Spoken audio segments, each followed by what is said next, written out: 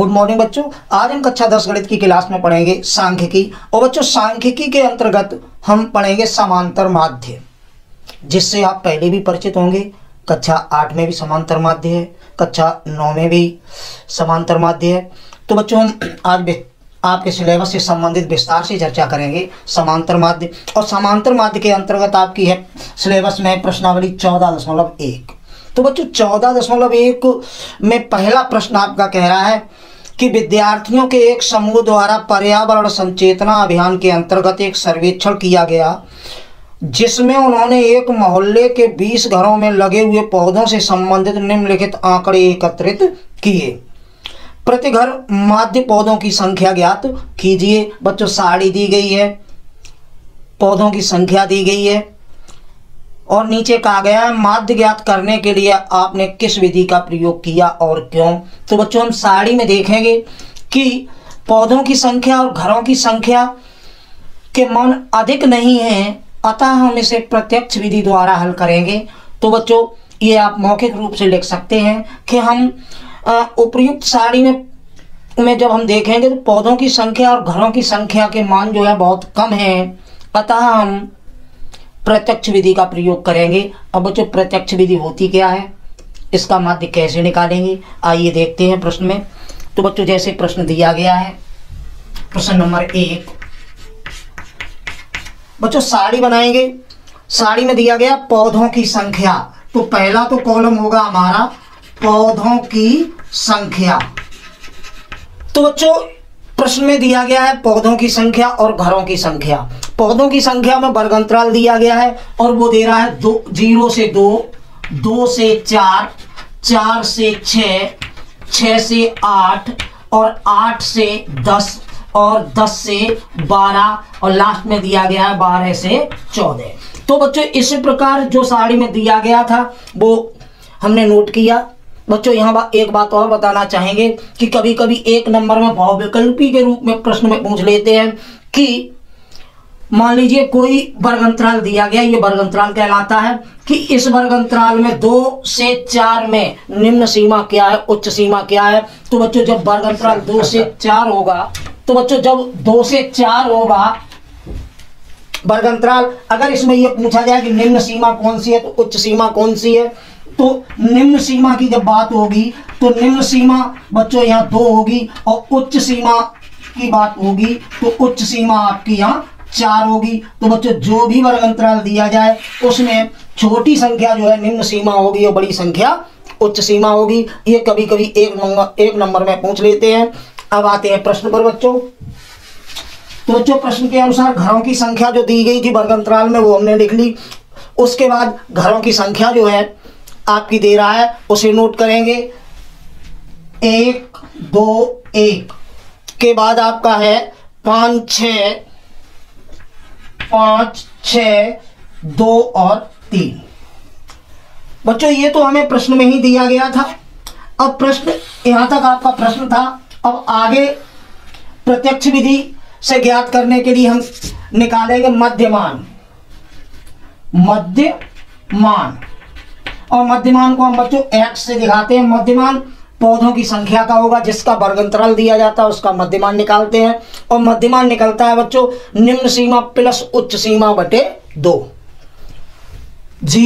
दोनों वर्ग अंतरालों को जोड़ेंगे, 0 में 2 जोड़ेंगे 2 बटे 2, यानी कि आपका आ जाएगा 2 बटे 2 1। यहाँ 2 और 4 6, 6 का आधा 3, यहाँ 10 हो जाएगा, 10 का आधा 5, यहाँ 14, 14 का आधा 7। तो बच्चों या तो जोड़ के निकाल लीजिए या यहाँ देखते हैं हम कि 1 में 2 जोड़ा 3, 3 में 2 जोड़ा 7, 3 में 2 जोड़ा 5, 5 में 2 जोड़ा 7, 7 में 2 जोड़ेंगे 9 हो जाएगा और 9 में 2 जोड़ देंगे 11 हो जाएगा और 11 में 2 जोड़ देंगे तो 13 हो जाएगा। हम लास्ट वाला देख लेंगे, 12 में 14 जोड़ेंगे 26, 26 का आधा 13 हो गया। ये बच्चों शॉर्ट तरीका रहा इसका मध्यमान का निकालने का। और घरों की संख्या को बच्चों एफ से दिखाएंगे। घरों की संख्या स्मॉल एफ और जो मध्यमान निकाला है वो हमारा एक्स हो गया है। तो अगले पद में इधर हम क्या करेंगे बच्चों सिग्मा एफ। बच्चों सिग्मा एफ का मतलब है कि इस एफ का योग, सिग्मा का मतलब है योग, किसका? एफ का। तो इसे हम जोड़ लेंगे, 1 और 2 3, 3 और 1 4, 4 और 5 9, 9 और 6 15, 15 और 2 17, 17 और 3 20। बच्चों सिग्मा एफ निकालने के बाद हम इधर निकालेंगे प्रत्यक्ष विधि से निकालने के लिए F into x, F x कहते हैं। इसका मतलब ये हुआ कि सामने गुणा करते जाइए, एफ एक्स, पहले पद का पहले पद में 1 एकन 1, इसका इसमें 3 दूनी 6, 5 एकन 5, 7 पंजे 35 और 9 छक्क 54, 11 दूनी 22 और यहाँ 13 तिया 39। ये तो बच्चों एफ एक्स आ गया है। अब हम निकालेंगे सिग्मा एफ एक्स। सिग्मा का मतलब बच्चों बता ही चुके हैं, अब की बार योग होना है एफ एक्स का। तो हम अब इसे जोड़ लेंगे संख्या को। तो बच्चों जोड़ते हैं, 1 में 6 जोड़ा 7, 7 और 5 12, 12 और 5 17, 17 और 4 21, 21 और 2 23, 23 और 9 32 की 3, 32 की 2 हासिल 3, 3 और 3 6, 6 और 5 11, 11 और 2 13 और 13 और 3 16। इस प्रकार बच्चों 162 आएगा सिग्मा एफ एक्स। अब बच्चों सिग्मा एफ एक्स निकालने के बाद हम माध्य निकालेंगे। माध्य बराबर होगा sigma F x upon sigma F. बच्चों सिग्मा एफ एक्स का मान 162 है बटे सिग्मा एफ का मान 20 है। तो बच्चों 162 में 20 का भाग देते हैं तो देखते हैं भागफल क्या जाता है। बच्चों 8 बार चला जाएगा, 20 8 160 होगा, 2 का लेंगे 2 शेष बचेंगे। बच्चों 20 का भाग 162 में देंगे तो 8 बार भाग जाएगा, 20 8 160 होगा, 2 शेष बचेंगे। आगे संख्या है नहीं इसलिए दशमलव आ जाएगा और यहाँ एक 0 का उतारा होगा। तो अब 20 एकन 20। तो इस प्रकार बच्चों हम देखते हैं 162 में यदि 20 का भाग देते हैं तो ये 8.1 बार जाएगा जो इसका माध्य कहलाएगा। बच्चों प्रत्यक्ष विधि में हमने कि वर्गांतराल दिया गया है, पौधों की घरों की संख्या जो दी गई है उसे हमने बारंबारता मान लिया है।